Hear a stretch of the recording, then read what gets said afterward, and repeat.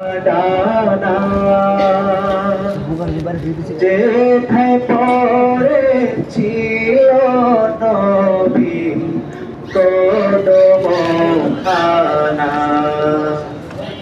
চরণ ধুলি চুমু খেতাম চরণ ধুলি চুমু খেতাম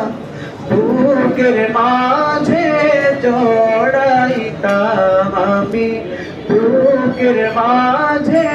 জড়াইতাম একটা উড়াল দিয়া আমি মদিনায় যাইতাম ভাইরে একটা উড়াল দিয়া আমি মদিনায় যাইতাম যদি ছোট্ট একটা পাখি হইতাম যদি ডানা ওয়ালা পাখি হইতাম একটা উড়াল দিয়া আমি মদিনায় যাইতাম ভাইরে একটা